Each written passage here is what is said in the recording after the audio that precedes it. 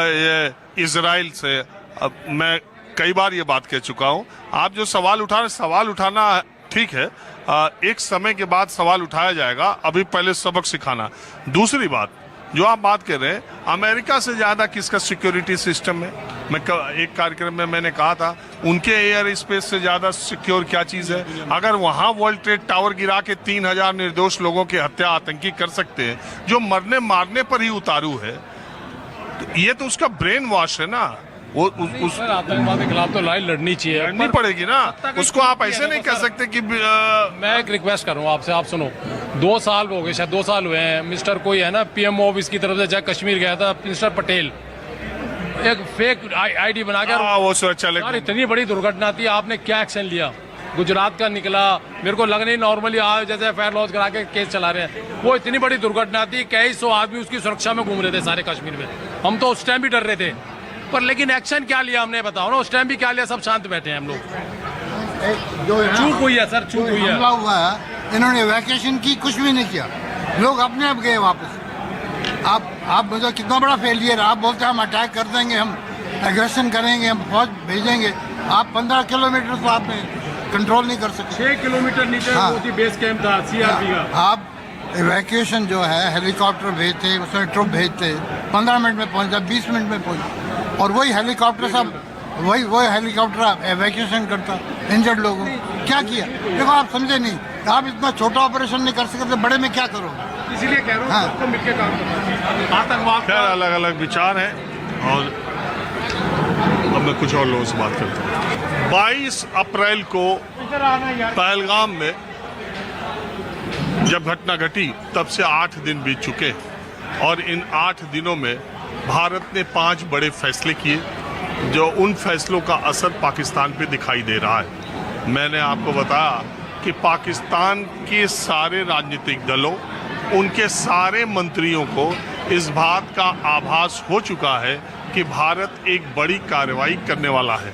दुनिया के तमाम बड़े मुल्कों की तरफ से भारत सरकार को समर्थन मिल चुका है।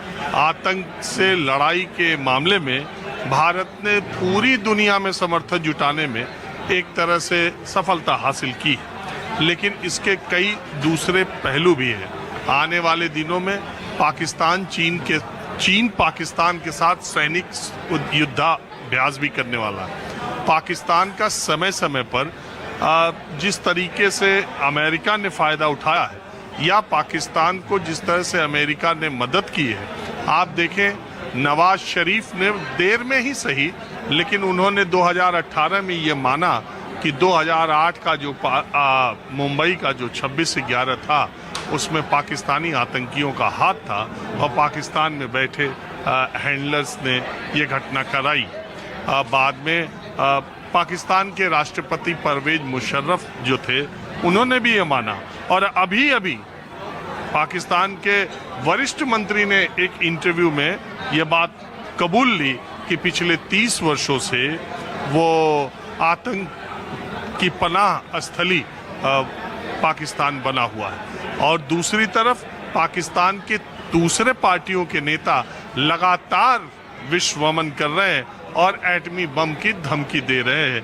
ठीक वैसा ही आदमी जैसे आपके सामने कोई कटोरा लेके भीख मांगने वाला आदमी ये कहे कि अगर आप हमसे भिड़े तो हम आपका घर ही उड़ा देंगे, इस टाइप की बात पाकिस्तान कह रहा है। और उसे देशवासियों को भी इंतज़ार है कि किस तरीके का होगा, क्योंकि वो 26 मासूमों की मौत का बदला लिए बगैर देशवासियों का गुस्सा शांत होने वाला नहीं है। एक निर्णायक कदम उठाए जाने की आवश्यकता महसूस की जाती है। मैं समाज के अलग अलग वर्गों हिस्सों में जाता हूँ तो मुझे ये बात समझ में आती है। तो उम्र के इस पड़ाव पर आपने इससे पहले कितनी लड़ाइयाँ देखी? मैंने 3-4 देखी, 3-4। कौन कौन? 65 में, 71 में। उससे पहले इतनी होश नहीं थी, इतनी ज़्यादा नहीं थी, छोड़े थे। अरे 99 भूल गए? 99 तो वो तो कारगिल की थी ना, 1990। वो भी तो युद्ध था। हाँ, ये वो भी देखी, उसमें भी बहुत देखा उसको।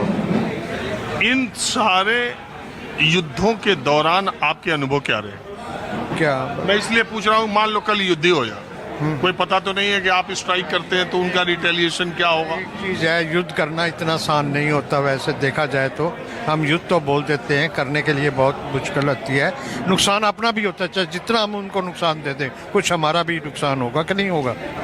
इसलिए ना युद्ध वो हो सकता है, ये कोई ऐसा आप कर रहे हो कि सिर्फ आतंकवादियों या कुछ ऐसे उल्टे सीधे आदमियों के लिए ये टारगेट करें, उनको करें।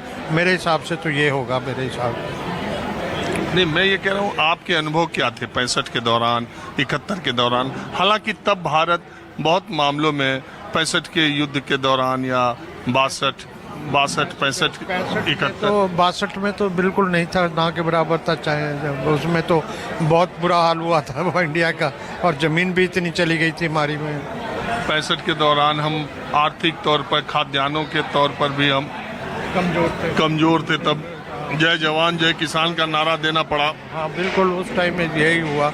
उस टाइम इतनी नहीं, उसके 71 में हम बहुत, 99 में हमने बड़े जोर से लड़ा, और 71 में तो बिल्कुल ही उनको अलग कर दिया ना, बिल्कुल, जब बांग्लादेश बना उस वजह से। नहीं, तो इस बार पिछली बार जैसा हाल किया, अगर वो उन्होंने कुछ किया तो उससे तो और बुरे हाल में वो पहुंच जाएंगे। वो तो ख़त्म ही हो जाएंगे तकरीबन ऐसे है। अगर उन्होंने कुछ करने की कोशिश की उल्टा सीधा, तो उसका भुगतान वो भुगतेंगे, उसका वो बचेंगे नहीं फिर।